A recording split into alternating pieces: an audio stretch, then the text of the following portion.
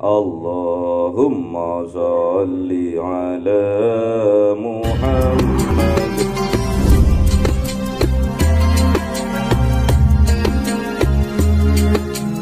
Ya Rabbi salli alaihi wasallim. Sallallahu Rabbuna ala nuril mubin Ahmad al-Mustafa sayyidil mursalin wa ala alihi wa sahbihi ajma'in walhamdulillahi rabbil alamin.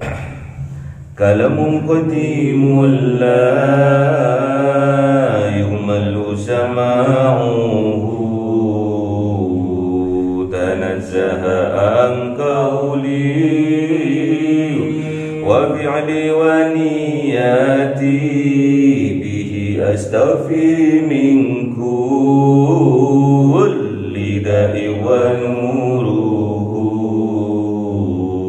dalilul liqalbi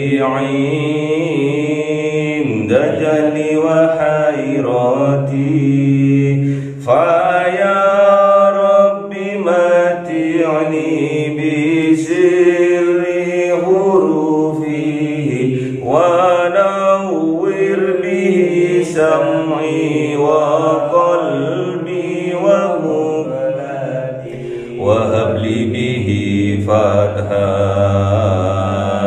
wa ilma wa hikmatan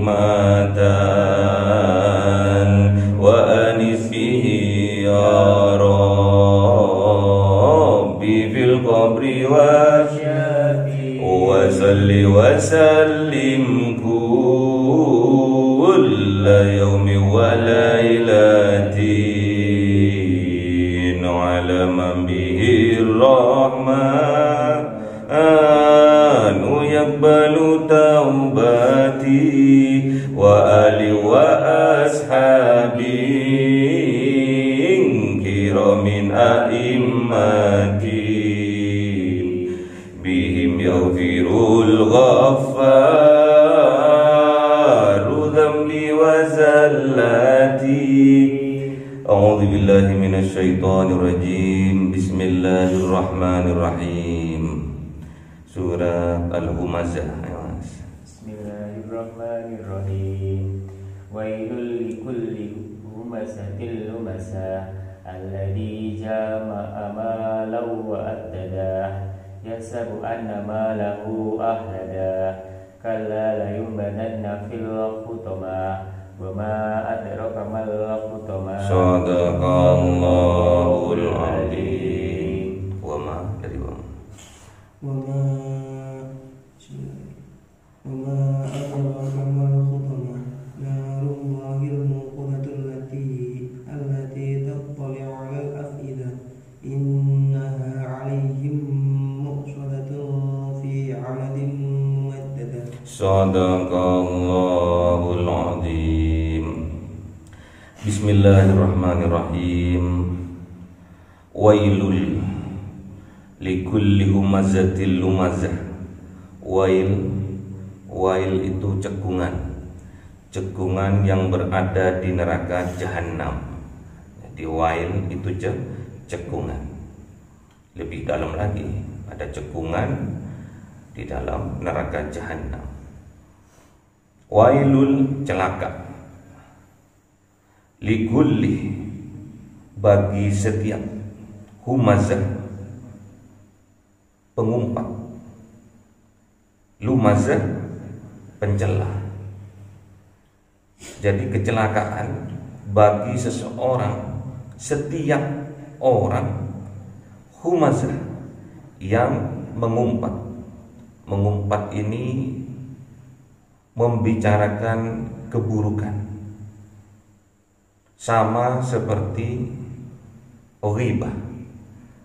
Kalau betul-betul buruk, kalau seseorang itu tidak buruk terus dijelek-jelekan, itu namanya fitnah. Humazah yaitu mengumpat kejelekan orang. membicarakan kejelekan orang. Humazah, lumazah, pencela, hidupnya selalu mencela orang. Orang lain tidak ada benarnya, jelek tuh, cuma dirinya yang baik, merasa dirinya yang terbaik. Pokoknya orang lain welek, orang lain rendah, yang tinggi hanya dirinya. Pokoknya yang menyelisihi dia welek, gak ono bener ya, welek. Pokoknya aku sih bener, tapi benernya itu bener karpe dewe ya. Alladzi jama'a malau wa addada, yang jemaah itu kumpul, mengumpulkan. Malan adalah harta, wa addada, dan menghitung-hitungnya. Mengumpulkan harta dan menghitung-hitungnya. Apa maksudnya? Tujuannya dia itu di dunia ini hanya untuk mencari harta dan menghitung-hitungnya, mencari harta, mengumpul harta sebanyak-banyaknya dan menghitung. Bahkan dihitung itu tidak habis sampai 7 turunan. Maunya seperti itu. Maunya seperti itu. Pokoknya hidupnya hanya untuk mengumpulkan harta saja. Wa addada, dan menghitung-hitungnya. Jadi yang dia hitung hanya harta tok. Enggak ada tasbihnya yang dihitung. Maksudnya apa? Hidupnya hanya untuk dunia, untuk akhirat seolah-olah tidak ada kesempatan sudah. Karena yang ada di dalam hatinya adalah dunia saja. Ini penyakitnya. Tatkala di dalam hatinya ada kecintaan ke dunia saja, akhirnya orang itu biasanya takut untuk mati. Untuk mati itu takut dia. Namanya penyakitnya wahan. Penyakit wahan.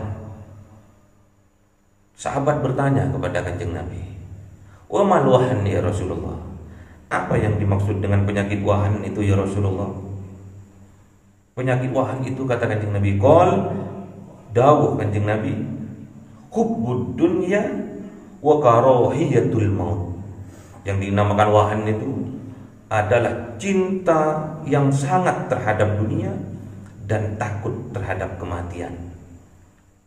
Jadi dia itu mengumpulkan harta itu dengan keinginan supaya dia itu hidup abadi, kekal hidupnya. Yahsabu annama lahu ahlada. Nah ini, yahsabu, dia itu menghisap, dia itu mengira, dia itu menghitung-hitung, anna, sesungguhnya, malahu, hartanya itu ahlada, membuat dia itu kekal. Holidin, membuat dia itu kekal. Kekal di mana? Dia kira hartanya itu membawa kekekalan di dalam surga. Karena kalau orang masuk ke dalam surga, dia akan kekal di dalamnya abadan abada. Dia menyangkanya seperti itu. Namun kata Allah, kalla, hati-hati, jangan sampai punya pikiran seperti itu. Maunya kekal di dalam surga, namun la yumbadanna fil khutamah. Namun sungguh akan dicampakkan orang yang seperti itu, yang mempunyai pemikiran seperti itu, fil khutamah, ke dalam neraka khutamah. Neraka khutamah itu salah satu dari 7 neraka. 7 atau 8? 8 ya. Apal enggak? Taunya apa cuma neraka jahanam toh. Ya wis enggak apa-apa wis. Untung tahu masih. Untung masih ingat. Jadi orang yang mempunyai atau perangainya atau kelakuannya itu humazah, lumazah, ada 2, pengumpat dan pencela. terus dikaitkan dengan pengumpulan harta dan menghitung-hitung. Maksudnya apa? Jadi kalau orang itu melihat orang lainnya ada kelebihan dari dirinya, dia itu gak mau, dan pasti mengumpatnya, dan pasti mencelanya. Oh, orang itu kaya itu karena korupsi, itu gak terima. Atau orang itu gak ada kerjaannya tapi uangnya kok banyak, pasti apa? Kalau uangnya banyak gak kerja pasti tuyul. Pasti dia memelihara tuyul atau babi ngepet. Pasti gitu, omongannya itu pasti gitu. Yang keluar dari lesannya pasti gitu, mengumpat dan mencela orang. Dalam hal apa? Malah dalam hal keduniaan, dalam hal harta. Oh, kalau itu kan hasil korupsi, kalau aku kan hasil berdagang, ini halal kalau aku ini, dan menghitung-hitungnya. Kenapa? Takut hilang hartanya itu, alias dia itu pelit.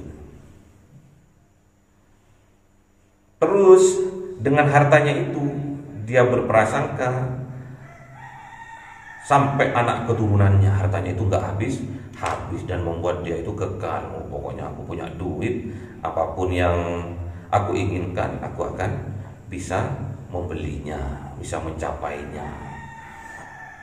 Namun kata Allah, kala, hati-hati, jangan sampai hal itu terjadi.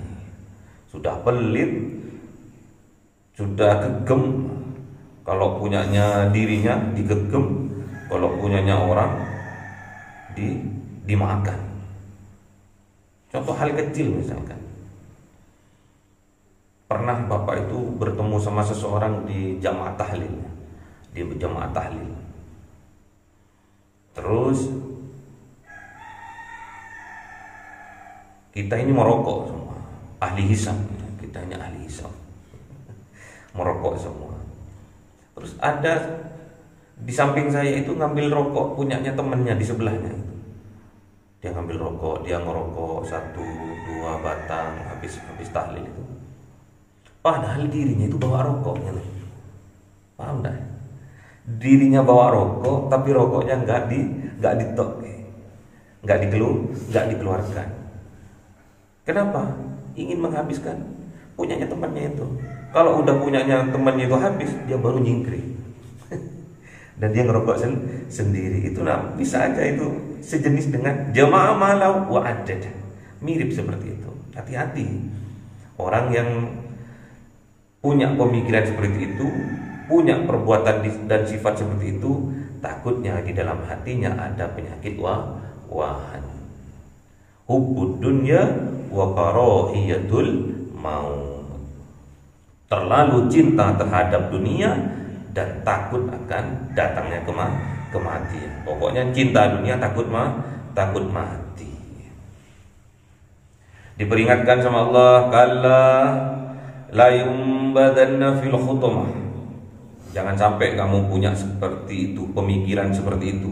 Kalau kamu punya pemikiran seperti itu, la yumbadanna fil khutamah, akan aku campakkan ke dalam neraka khutamah. Wa ma adraka mal khutamah. Dan tahukah engkau ya Muhammad, mal khutamah, apa yang dimaksud, apa yang dinamakan dengan neraka khutamah itu? Narullahil muqadah. Apinya Allah yang muqadah, yang dinyalakan. Apinya Allah yang dinyalakan. Apa maknanya itu kok apinya Allah? Kok enggak narul muqadah, kok enggak langsung itu? Api yang dinyalakan, menandakan kalau disandingkan dengan Allah pasti itu maha besar, maha dahsyat. Apinya itu kalau disandingkan dengan Allah pasti sesuai dengan pemiliknya. Contohnya apa?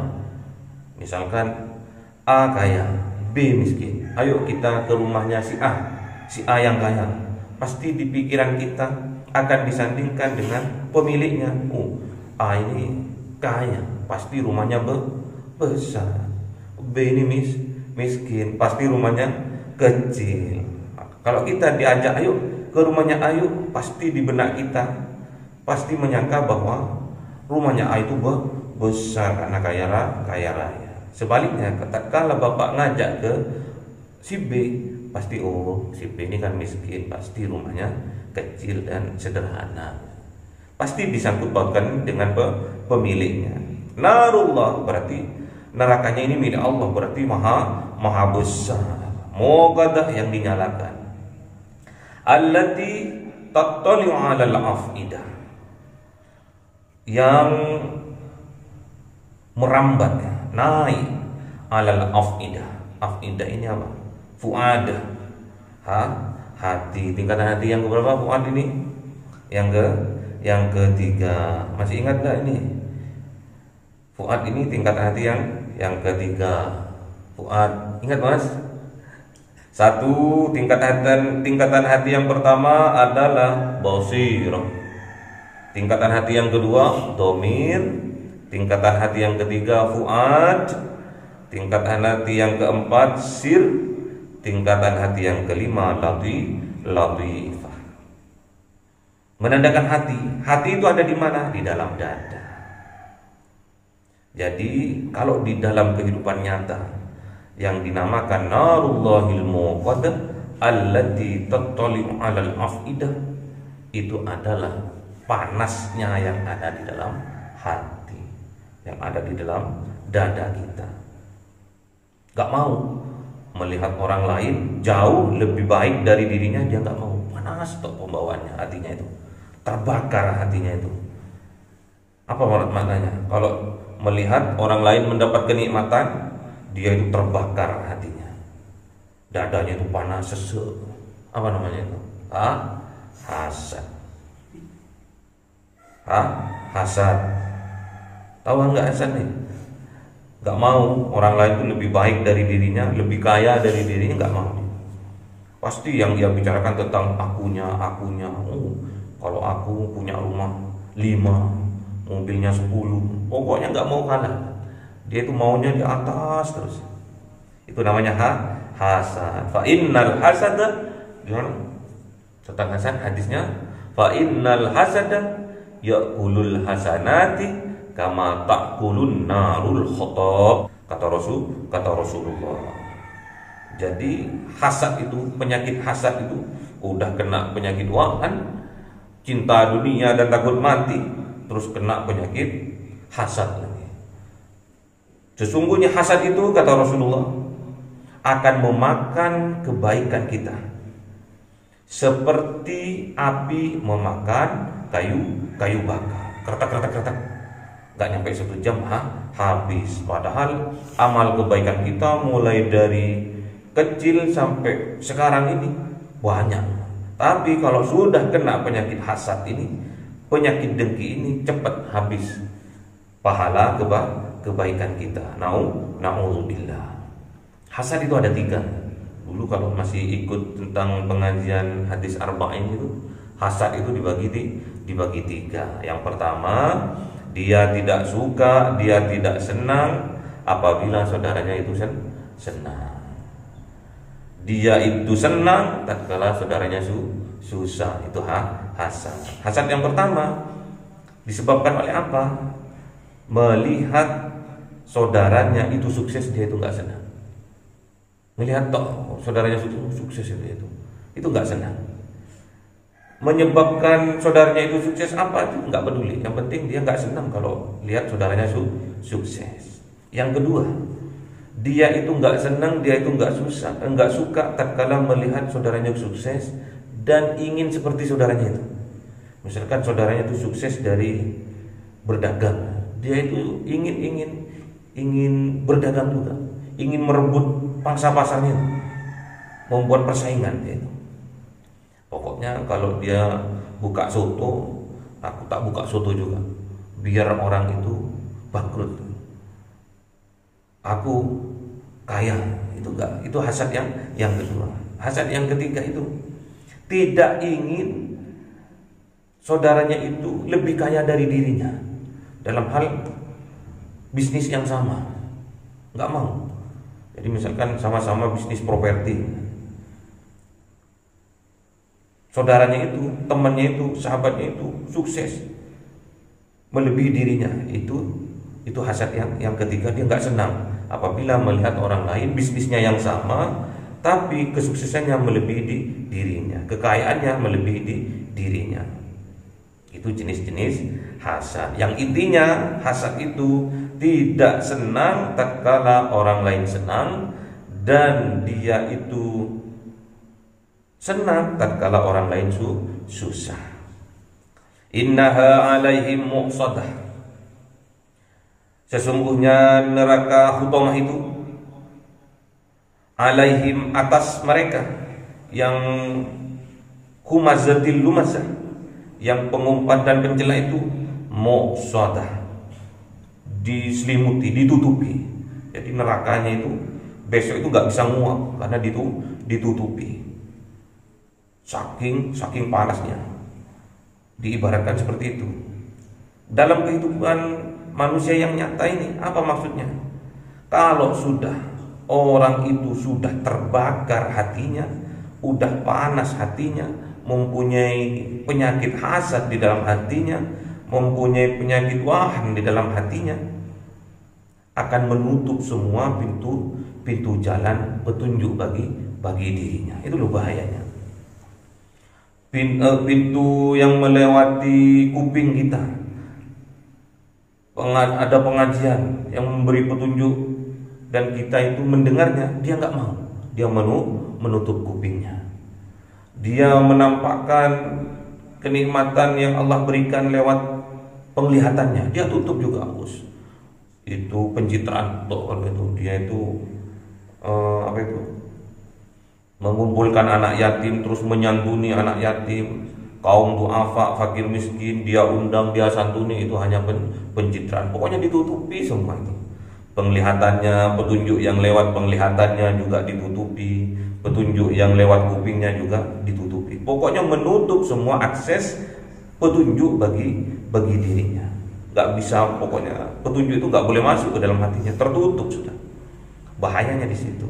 Kalau Allah sudah menutup, khatamallahu ala qulubihim wa ala sam'ihim wa ala absarihim ghisawatu wa lahum adzabun adzim. Adab sudah. Kalau Allah sudah menutup, mengunci mata hati seseorang, pasti sudah matanya, kupingnya ditutup semua sama Allah, dan akan diberi azab fi amadim mumaddadah. Di dalam neraka hutamah ini, orang yang humazah dan lumazah, pengumpat dan pencela ini akan dipancang di tiang-tiang yang panjang, yang tinggi. Maknanya apa? Orang yang mempunyai sifat ini, humazatil lumazah ini, di dalam neraka, di dalam panasnya hatinya, dia itu terikat pada keinginan yang sangat tinggi. Maksudnya apa? Nggak mau kalah. Sifatnya itu nggak mau kalah. Pokoknya aku yang lebih tinggi. Pokoknya aku yang lebih mulia. Pokoknya aku yang lebih hebat. Nggak mau di bawah. Hati-hati. Kalau kita punya perasaan seperti itu, pemikiran seperti itu, sifat seperti itu, tolong hati-hati. Kalau memang itu terjadi, ada pada jiwa kita, cepat-cepat kita minta ampun kepada Allah, istighfar. Ya Allah, kok aku ada sifat seperti ini ya, aku kok nggak mau kalah ya.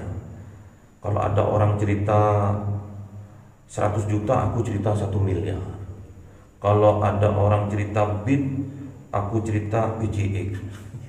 Pokoknya nggak mau di bawahnya. Ini hati-hati. Pokoknya nggak mau. Pokoknya Humazah pasti mencela. Mas Anggit punya bit, wow, bit ini kelas meneng middle ke bawah. Kalau gitu, aku nih punya PJX. Pokoknya ya itu toh yang dibicarakan. Pokoknya nggak mau kalah. Penghasilannya Mas Anggit berapa itu? 3 juta. Aku ini loh 5 juta. Pokoknya nggak mau di bawahnya. Yang lebih parah lagi, tak kalah membicarakan kekayaan, dia itu menghayal, menghayal terlalu tinggi. Makanya ini akan dipampang di tiang-tiang yang tinggi, yang panjang. Contohnya misalkan, kamu punya berapa sawahnya? 1 hektar. Bapakku kalau di kampung itu ada 100 hektar. Padahal nggak punya. Bayangkan sampean, sudah nggak punya tapi ngomongnya tinggi. Itulah ciri-ciri orang humazatil lumazah, seorang pengumpat dan pencela. Pasti sudah. Kalau sudah merasa dirinya tinggi, yang ada lainnya adalah rendah. Kalau sudah menganggap dirinya yang terbaik, yang lain adalah buruk. Hati-hati. Banyak penyakit ini nanti. Apa yang keluar dari lisan kita itulah cerminan hati kita. Makanya kalau ada orang yang selalu mengumpat dan mencela orang lain, pasti di hatinya ada sampah, ada penyakit.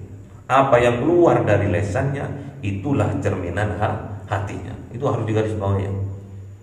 Jadi apa yang keluar dari lisannya itulah cerminan hatinya. Hati. Makanya Allah bilang kalla, tolong hati, jangan sampai kita punya jiwa yang seperti itu.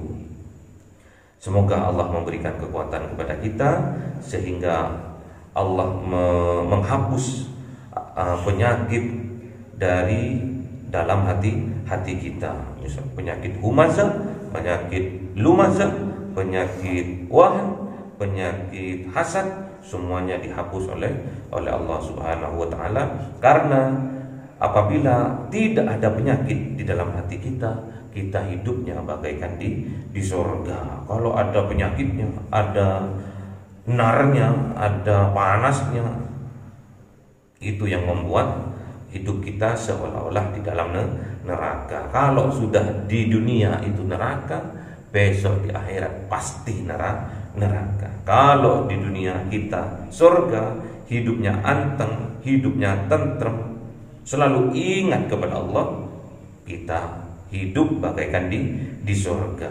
Jadi jangan sampai kita ini terlalaikan, disibukkan oleh urusan dunia dan melupakan mengingat Allah. Allahumma arhamna bil Qur'an waj'alhu lana imama wa nuran wa hudan wa Allahumma dzakirna minhu ma nasina wa 'allimna minhu ma jahilna warzuqna tilawatahu